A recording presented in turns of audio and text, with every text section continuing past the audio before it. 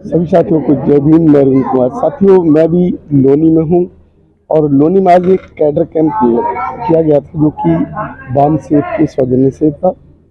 Balm सेब जो कि अभी वर्तमान में माननीय BL मातंग जी इन्होंने इसको कैडराइज किया। इस मीटिंग को हमारे बीच में मातंग जी बैठे हैं, अब इनसे हम चर्चा करते हैं। जय भीम सर। जय भीम। सर, आपने आज जो ये कैडर किया, आपको कैडर करने का जो मेन उद्देश्य क्यों लगा? वामसिव के माध्यम से लगातार कैडर कैंपों का आयोजन किया जाता है। आज गाजियाबाद लोनी में कैडर कैंप हुआ। तो ये कैडर कैंप का सिलसिला जब से वामसिव बना है तब से शुरू है, ताकि हमारे समाज को जागृत करने का माध्यम कैडर ही है, प्रबोधन ही है। जब कैडर और प्रबोधन समाज में नहीं चलते तो समाज या तो निष्क्रिय हो जाता है या फिर समाज डाइवर्ट हो जाता है। तो इसीलिए लगातार कैडर कैंप का अभियान शुरू है, पूरे देश भर में शुरू है। सर, ये जो कैडर किए जाते हैं, कैडर करने का जो मकसद होता है लोगों को जोड़ना। बाबा साहब ने भी जोड़ने की बात की थी, संगठित किया, लेकिन नहीं संगठित हुए। बाद में साहब कांशीराम जी आए। कांशीराम जी ने जो है संगठित करने की कोशिश की, लोग संगठित हुए और 4 बार मुख्यमंत्री दे गए। लेकिन साहब के जाने के बाद अब ऐसा क्या हुआ जो कि फिर दोबारा से वो समाज बिखर गया है? बात आपकी बिल्कुल सही है। मानवर कांशीराम साहब के समय आउटपुट आया, रिजल्ट, पॉलिटिकल रिजल्ट आया। वो रिजल्ट आया, उसके पीछे भी वामसिव का लगातार 78 से लगातार उन्होंने भी काम किया था 84 तक। 73 से शुरू हुआ, 78 तक लगातार बढ़ते वामसिव है। तो 86 तक मानवर कांशीराम साहब वामसिव में ही ज्वाइंट थे, वामसिव के लोगों के साथ। बाद में पॉलिटिकल पार्टी बनने के बाद उन्होंने जो पार्टी में कैडर कैंप का सिलसिला चालू रखना चाहिए था वो नहीं हुआ। कारण जो भी हो, समय अभाव में होंगे। सर, किसने ये रखा ये कैडर कैंप? क्या साहब कांशीराम? BSP के कैडर लेने का सिस्टम बंद हो गया ना। वर्तमान आप देख रहे हैं कैडर कैंप का सिस्टम शुरू है क्या? जी, बंद हुआ। तो जो सोशल पोलराइजेशन होना चाहिए, सामाजिक ध्रुवीकरण होना चाहिए 6000 जातियों में, उसके बदले राजनीति का तरीका ये बदल गया कि कौन सी जाति का आदमी सक्षम है, दबंग है और उसको लिया जाए। तो वो आदमी को, व्यक्तियों को जोड़ने का काम हुआ और उनको, जब वो व्यक्तियों को कोई दिक्कत हुआ तो वो अपना जो बना हुआ माहौल लेकर साथ में चले गए। तो ये बिखराव हुआ है, मानवर जी के बाद बहुत बड़ा बिखराव है। उसको सही दिशा में लेने के लिए अगर बहन जी की नीतियां सही होती और अगर उसमें घुसपैठ नहीं हुई होती, ताकि वायरस अंदर घुस जाता है ना, तब ये तबाह हो जाता है।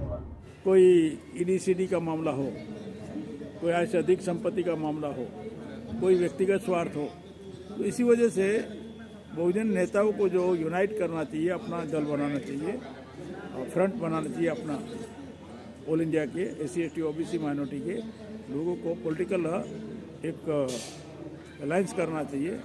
वो अलायंस ना करते, वो दुश्मनों के अलायंस में शामिल होते। ये हमारे सत्यानाश का सबसे बड़ा कारण है, बिखराव का एक कारण ये भी है। सर, लेकिन हम ये देखते हैं कि हम दूसरी पार्टी को वोट करते हैं, अपनी पार्टी की बुराइयां भी करते हैं। अगर दूसरी पार्टियां हमें कुछ दे नहीं तो उससे तो अच्छा हम अपनी पार्टी को ही वोट करें। अगर उस कम से कम वो देगी तो कुछ। हाँ, तो हमारे लोग वोट देने का तरीका है क्या है? दुश्मनों ने 2-3 तरीके बनाए हैं। एक तो मशीन से वोट छीन लेते हैं। आपकी पार्टी को वोट देने वाले हमारे लोग आपकी पार्टी को वोट देवे भी, तब उसको वोट छीनने का कार्यक्रम EVM चला रखा है ना। तो आप कैसे कह सकते हो कि हमारे लोग वोट नहीं दे रहे? एक तो ये तरीका है। दूसरा तरीका उन्होंने बना दिया है, अभी इलेक्शन को इतना महंगा कर दिया कि अभी उद्योगपति लोग सीट एडॉप्ट करते हैं। भाई 25 सीटों में जिता दूंगा, 50 सीट में जिता दूंगा। आप 2014 के चुनाव से देख लो, पूरा महीने भर के लिए प्रधानमंत्री को, जो वर्तमान प्रधानमंत्री है उनको पूरा ये कैंपिंग करने के लिए अंबानी ने व्यवस्था करवा दिया था। तो उद्योगपति अभी उनके पास बहुत सारे पैसा है, तो चुनाव अभी अरबों खरबों में खर्च होता है, करोड़ों में खर्च होता है। तो वो लोभ लालच और एक वोट का 1000 2-2 हज़ार वोट रुपया देने को तैयार हो जाते हैं। तो हमारे लोग शॉर्ट मतलब घर में 5 लोग हैं 10 लोग हैं तो 10,000 की लालच में वोट दे देते हैं। उनको इसकी अहमियत नहीं है कि इसका खामियाजाना समाज को कितना भुगतना पड़ेगा। तो ईवीएम और पैसा और मीडिया मीडिया माफिया था, अभी मशीन भी उसके अंदर आ गया है। तो इसी वजह से ही ज़्यादा नुकसान हुआ है। और रही बात, जब तक हम हमारे लोगों को इस बात से समझाएंगे नहीं, अवेयर नहीं करेंगे, तब तक वो दुश्मन के झांसे से निकलने वाले भी नहीं है। सर, हर साल कावड़ यात्राओं में करोड़ों रुपए खर्च हो जाते हैं। अभी जो है प्रयागराज में जो एक नहाने के ऊपर भी हमारा देश पागल बना हुआ था, क्योंकि नहाने पर कौन पैसे खर्च करता है इतना। लेकिन शिक्षा पे आज तक 11 साल में बीजेपी सरकार ने पैसा नहीं खर्च किया। एक प्राइमरी स्कूल भी नहीं बनाया पूरे देश के अंदर, कोई केंद्रीय स्कूल नहीं बनाया, कोई केंद्रीय विद्यालय नहीं बनाया, केंद्रीय पॉलिटेक्निक इंजीनियरिंग कॉलेज नहीं बनाए।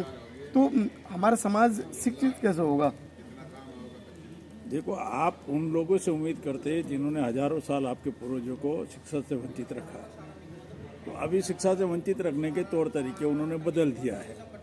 अभी तो और भयानक तरीका ये बनने वाला है कि 15 लाख सरकारी स्कूलों का प्राइवेटाइजेशन हो रहा है। एक स्कूल के पास 3 एकड़ ज़मीन होती है मिनिमम, तो 15 लाख इंटू 3 एकड़ 45 लाख एकड़ ज़मीन उद्योगपति को देने का अभियान चल रहा है अभी, ये शिक्षा को वंचित करने का। और दूसरा 20 स्कूल को समाप्त करके एक समूह साड़ा, उसका कॉन्सेप्ट चल रहा है। तो अब मान लीजिए यहाँ से 5 किलोमीटर 10 किलोमीटर दूर 20 गांव के बीच में एक स्कूल होगी, तो आपकी बच्ची या बच्चा वहाँ डेली अप डाउन नहीं करेगा, माँ बाप छोड़ने और लेने आएगा नहीं। तो वो तो उनके तरीके बन गए हैं, बजट में वो प्रावधान नहीं करेंगे।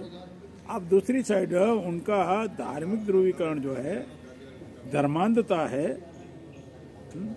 वो क्या है, भारतीय राष्ट्रवाद को हिंदू राष्ट्रवाद के साथ जोड़ दिया है। हिंदुत्व और राष्ट्रवाद दोनों साथ में हो गया है। अब उसके लिए ब्रेन अगर वो तैयार करना है तो उनके धार्मिक कार्यक्रम में अरबों खरबों रुपया खर्च करेंगे। वो तो कावड़ यात्राओं में या कुंभ मेला हो, उनके पीछे का उनका मकसद है ना, हमारे समाज का मकसद नहीं है। तो इसे सुधार कैसे करेंगे? ये हमारे समाज का मकसद नहीं है। वो तो इनोसेंटली अज्ञान है, इसी वजह से अज्ञानतावश उसको फॉलो कर रहा है। तो उसको समझाना, हमारे लोगों को समझाना हमारा काम है। हम उनके भरोसे नहीं छोड़ सकते कि वो लोग हमारे समाज को समझाएंगे, हम उनके भरोसे नहीं छोड़ सकते। हमारे समाज को समझाना हम लोगों का दायित्व, हमारा कर्तव्य है, वो काम हम लोगों को करना चाहिए। सर, जो अभी कुल मिलाकर 2027 में इलेक्शन है, इलेक्शन में आप क्या स्थिति देखते हैं? अभी इलेक्शन 27 में है, तो अभी बहुत टाइम है, उसमें बहुत सारे चढ़ाव उतार होने की संभावना होगी, बहुत सारे चढ़ाव उतार की संभावना होगी। लेकिन एक बात निश्चित हो रहा है, अगर ईवीएम से चुनाव होगा तो बीजेपी ही आएगी।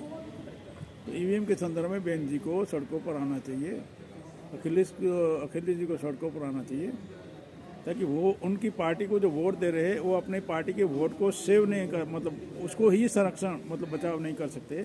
तो फिर आप दुश्मनों को आप केवल बार बार कहोगे, आरोप लगाओगे, उससे नहीं होगा। एक तो ये काम है।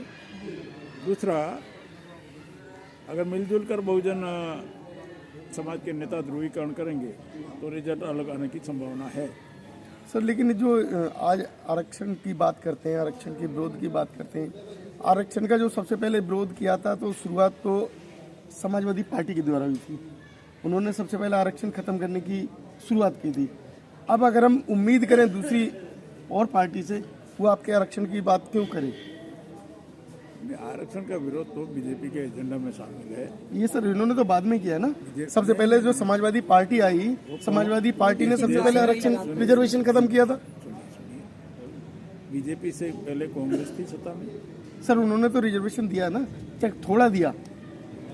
रिजर्वेशन का नॉन इम्प्लीमेंटेशन कांग्रेस ने किया। रिजर्वेशन का नॉन इम्प्लीमेंटेशन कांग्रेस ने किया। आपको शायद मालूम नहीं है, कांग्रेस के समय निजीकरण शुरू हुआ था 91 शुरू हुआ था, लेकिन उन्होंने प्राइवेटाइजेशन शुरू कांग्रेस के समय हुआ था।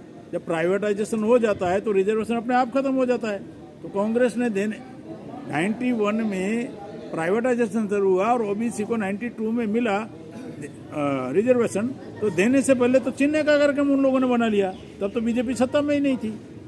कांग्रेस ने ये काम किया, तो क्रीमी लेयर कांग्रेस के समय आया। जो आज बीजेपी के माध्यम से 314 बच्चों का भविष्य खत्म हुआ, कब आया क्रीमी लेयर? कांग्रेस के माध्यम से आया। तो वो प्राइवेटाइजेशन शुरू होते ही 91 में प्राइवेटाइजेशन हुआ, 92 मंडल कमीशन लागू हुआ, ओबीसी को 92 में मिला। मतलब देने से पहले चिन्ह का उन्होंने प्रावधान कर लिया, उसके ऊपर बीजेपी अमल कर रही है, उसमें क्या गलत कर रही है? और उसकी देखा देखी फिर हमारे नेताओं को नासमझी की वजह से वो भी खुश करने के लिए उनको रिजर्वेशन का विरोध बहुत सारे लोगों ने किया। बाद में जब उनको पता चला कि ये तो अभी हमारा वर्ग ही इसके विरोध में चला जाएगा, तो अभी आज की तारीख में अखिलेश जी रिजर्वेशन का विरोध कर रहे हैं या समर्थन कर रहे हैं? तो समर्थन में, जाति जनगणना के समर्थन में। अच्छा, अभी जो स्थिति है उसे देख के अपने समाज को क्या कहना चाहोगे जो कि रास्ते पर आ जाएगी?